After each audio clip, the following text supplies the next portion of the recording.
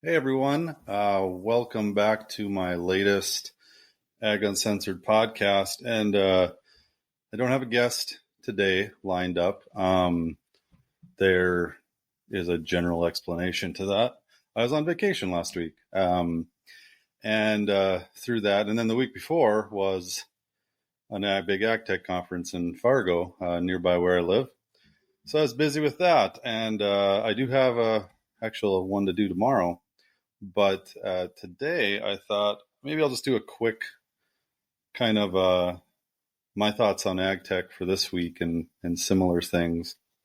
So I'm trying this out to see if maybe I'll do this more often. I'm switching this thing up all the time, so bear with me, as I've said before. Trying new things, see what fits. I'm going to try to do a shorter one here today because honestly, I got a meeting coming up. But in all seriousness, I know not everyone wants to listen to me ramble for an hour or more, probably, especially if it's just me. If I had a guest, that's one thing, but just me, I'll keep it short. But this time of year kind of reminds me of a past thing I used to do. And it's a thing I actually wrote about a little bit on LinkedIn today, or as I'm recording this, about CLUs and acreage reporting and all that type of stuff. I used to work for a crop insurance company called ProAg. It was an AIP, approved insurance provider. And I was tasked with figuring out how to bring precision ag data in for acreage and production reporting and all sorts of other stuff, within claims and whatnot. And I got to kind of learn a lot about that world. But I've always dealt with kind of insurance on the side through the family company, working with various other AIPs, and even dealing with CLUs in a lot of different ways. So common land units, for those that do not know, that's run by the FSA. So I did a little rant on it here recently about why they're a problem. They're also needed for certain things. And really it stems from, there was nothing before, so they're definitely needed. But they've kind of grown past their welcome. And I'll kind of dive into that. But why now is because acreage reporting season is going on here in the U.S. for any of those outside of the U.S. that don't understand how it works here. So the July 15th is the deadline to get your acreage reporting in to confirm for, program payments through the USDA, whatever it might be, kind of, but mainly it's for crop insurance. It's run by the RMA, Risk Management Agency, under the USDA. And so for all the acres you planted or didn't plant, and crops and plant dates and all that stuff, you need those into your crop insurance agent by the 15th. Well, it's the 25th. You're like, well, this should have been going on for like the last month. And maybe to some degree it is, but for the most part, agents get swamped with these acreage reports last minute. Can go till definitely the day of reporting. And then it's another month for the agent to report into the AIP everything. So it's a process. And traditionally, how the process has worked, it's been kind of a marriage between the FSA, who manage the CLU boundaries, and the programs that have run through them in the past and then currently. And then on the RMA side, which really runs through the AIPs and down to the crop insurance providers, or agencies, sorry. So you have to do kind of dual reporting. And the method of this traditionally has been as I'm saying right now. Farmer plants, they record their own stuff. Usually they've gotten a printed out map of their CLUs from the FSA office at some point in time. Sometimes it's earlier, sometimes it's kind of right after. It kind of depends on where you sit. And more or less what people do is they get that, they draw in what they planted, draw with a pen or pencil, and then they sign the acreage on there. They say the crop type literally on the map, which are typically black and white. They are semi-updated imagery, kind of depends. It used to be worse before. Now it's every 2 years through the National Agricultural Imagery Program, or NAEP, where it's updated, high resolution imagery, fairly updated. Anyways, people will write on these printed maps, and then those need to be basically confirmed by you that any acres you didn't plant, you have to draw in where you didn't plant, like preventive plant or something like that, and draw little circles where you did and didn't, plant whatever, and then self-report, what crop and date you did according to all the other rules. There's little other pieces to this puzzle too, but that's basically where you'd start. You take that basically gets certified by the FSA, and you take those and you bring them to your crop insurance agent, and you're like, here, this is what I reported at FSA. Here's what I planted. Input that in. That's what's covered according to the policy and everything that you signed up for. And so those acres are covered. And many times, especially in a good year, what people will do is, because it's easy, if your CLU is, say, 150 acres, you just say the FSA 150 acres, even though you maybe only planted 145, or variations of that. But you just say it because it's easier. Because if you put a little sliver here, a little sliver there, little corners going around this tree right there, it's a mess. And then you have to do other line items on the FSA 578s that say, oh, this was grass, this was preventive plant, whatever. And that's a whole nother thing, dealing with preventive plant. I'm not going to get in that today, but that is a whole nother thing around it. So it was easy just to say, oh, well, it's this. And then for an agent, it's easy for them, because then they're hand in hand with the FSA. Well, that always doesn't work out. Sometimes the farmer will say, yeah, well, it's to the FSA, it's 150 acres, even though it was 145 that you planted. Why? Well, for program payments, you're paid on the amount of acres. So you want the most you can get. So if it's some disaster relief thing, or who knows, there's been different disaster things that have come up recently for whatever reason, you want the acres to be high. And most CLU acres are higher. And I'll get into how they all were created and why this is a big problem. But then for the agency side, you want that number to be actually what it is, because for one, you're paying for crop insurance by the acre. It can be $20, $30, $40, depending on coverage levels, even higher. You want that to be the actual number, because, well, if it's 145 and not 150, that's 5 extra acres you're paying umpteen dollars on, hundreds of dollars of difference. And you want it to be more accurate too, because for your actual production history, your APH, which is your yield more history, that's used, the average of that, to kind of determine if you have a claim, what the difference is based on your coverage level. So you want it to be lower, because then that actually helps you with your APH score versus a higher acreage number. So a lot of times these numbers would be different, and then there'd be kind of a fight in between it. And all this is hand drawn, and these CLUs are a problem. Now, beyond all that, let's look at why the problem even exists in the first place with CLUs. Well, these things were created I think they started in the late 90s and then early 2000s. Most were drawn by people at county FSA offices, or some other ways probably that I'm not even aware of, but from people having GPS backpacks on them, and they walk around a field boundary and they're perfect in the moment in time that happened. Or go on a GIS program, which usually was ArcGIS, and they would take sometimes NAEP data, but a lot of time it was DOQs, digital orthoquads, black and white, and they'd draw little points, a bunch of little points around to determine what the field was in that moment. So depending on what basically the weather was like that year, or the cropping conditions at the time, that's how they were drawn. And it's not to say that you can't update those. You can, but it's a whole process, takes a long time, and a lot of times it doesn't really happen the way you want.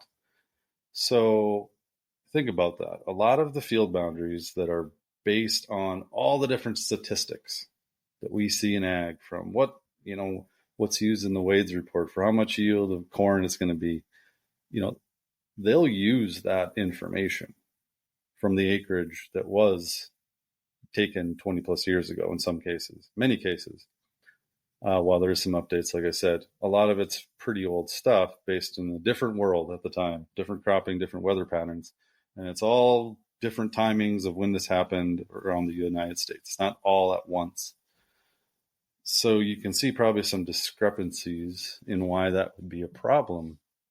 And when you're trying to do yield estimation and things like that, which is a big reason why these CLUs were created, that you need a base. No one really knew what it was. So they're like, let's draw these field boundaries and get a pretty good understanding. And there's over 30 million polygons. I mean, it's ever changing. And I think it's actually like 35 million polygons or maybe 37. It's a lot. Doesn't matter. They drew these, and they really traditionally drew them larger than what they probably really were, because it's that little extra benefit. Oh, for the program payments, we want it to be as high as you can and not too low where they'll come in and complain about it later. And then you got to redraw everything. So it's like, let's get that number as high as you can so no one's going to complain about it. So on a quarter section of land, which, 160 acres, there's driveways and there's trees and all that, or there's ditches. And, at the most, it's maybe 159.6 acres. Anyways, draw it to the damn near edge. Even if there's sloughs or little things, they just kind of go through them. So you have all these old field boundaries being used for tons of things. Other companies have used them a lot for reference data. It's like, here's just a field boundary, whether you want to use this exact one for agronomic practices or not, whatever. And some you can use that for, because they are good. Like where I live, everything's flat and square for the most part. So the CLUs here are actually pretty good. Of course, once you split up fields, maybe one side's corn, soybeans, one's wheat, whatever, then it gets a little messy and you got to split things out differently and get back on the paper drawing. And it's just clearly with how we do anything these days, it's not the best way to do it. But, it's a government practice just much as like why they, IRS still has to deal with paper filing of taxes and things like that. You have to have some of those things available. So it's still needed, because not everyone's going to report digitally. And even if there was a resource to do that, which I'll get to that here. But think about this here. Say these CLUs that were made for a reason, a good reason, they're there. They've now existed let's just call it around just 20 plus years. And they were drawn to be very high acreage. And that's what everything's based off of. From statistics that you see from a lot of, from NAS, they'll use it. If say uses it for program payments, for crop insurance, from what the amounts are, all these things are put into, understanding for politicians, what they should fund and what they shouldn't, because they see these big statistics. People use it to, use imagery and other local data to create yield estimations. The USDA does it themselves. And, other companies have attempted to do it and many have failed because it's hard to do and everyone tries to match up to the USDA, which, here's the point. It's all wrong. It's all off. Like the average CLU, and these are just some other statistics that I used to deal with, they're off 3 to 8%.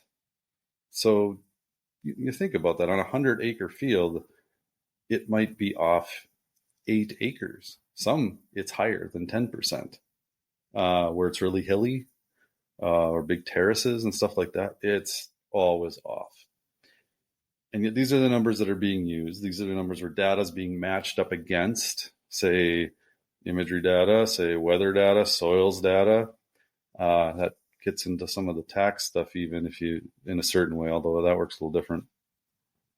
All these numbers are high, and they actually should be lower, yet we're basing off all this information off these high numbers. And even imagery onto itself and trying to guess the yield is hard enough. It doesn't matter if the boundary is very accurate or not. it's still very hard. There's a lot of pieces to the puzzle. I'm not going to get into that here. But when a lot of people are using this baseline old CLU data, how can you be accurate? How? You can't be. So then it's just kind of you're throwing numbers up in the air, try to get closer to what the USDA numbers are, which are the gold standard anyways. So it's like, why does it matter? Well, to me, it matters because there are better ways to do it now. There wasn't. And if the ways that there was better to do would be a massive process. It took a lot of time and effort just to do what the FSA did before. With all the people, county offices, local people coming in and different data sets and drawing and whatever. Doing that in the same way, but just more accurate, say in the last 20 years, would be really hard. Even what my previous job was dealing with was trying to get GPS planted data from John Deere, Case, Agco, whatever the setup was, Raven, it doesn't matter, to get that actual GPS boundary and use that acreage. Well, sometimes that acreage is not even accurate because you have overlaps and it's counting the path, but then it's also, you're getting the overlap. So then you just have to basically show everything was planted in an area and then wrap a boundary around it. And that's possible. And then cut out holes where it wasn't, things of that nature. And all these things kind of add up to complications. So it's really hard to do, especially at scale. Not everyone can do it. So updating everything is hard. Well, now where things are changing is there are newer methods there's more data, there's more imagery data. There's, modeling, even some of the AI stuff you can throw into this stuff to do these things at a large scale. And we can replace these things. Or we can do a different thing as saying the CLU isn't the god of acreage. Because right now, what's really hard to do is for a farmer to submit their own GPS boundary themselves that they know it's accurate 100% to replace what the CLU that is managed by the FSA is. It's a hard process. There are people that want to change that. I'm hoping it happens somehow after this election. I don't care who wins in that regard. There are things in place that people are trying to do that, to say CLU isn't God. You can draw in your own as yourself and say that is the actual one. You got to certify it and all that. Here's a GPS boundary that you had, and that's your real one. And so there's multiple boundaries that are being used in this and make that more acceptable. It's just not right now. And part of the problem of that is the FSA is the largest employer of the USDA. They have offices in every county, or at least most now. And that's what they do. Beyond just certain disaster payments and some other things, which I can't remember everything they do these days. They used to be more, now it's less. They have to manage a shapefile, a bunch of shapefiles that don't really change, and they update the numbers, and it's just an antiquated process. Honestly, it's time consuming for everybody. It gets in the way. Something needs to change. Things are changing. But I'm talking about this to just let more people aware of this is a reality. CLUs are a reality. There are better ways to do things. There are newer methods where even with updated imagery, you can auto create a boundary. That GIS process has actually been around for a long time, but still time consuming, and there's newer methods and ways to train it so you can do it at a mass scale a little more accurately.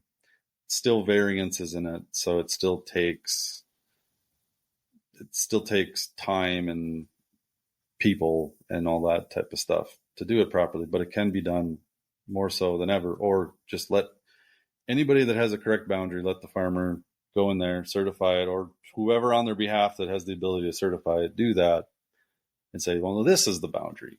And if someone says, well, actually the CLU is fine and good, I want that one, then fine, great, use it. It's just, you can't have one or nothing. We need multiple options.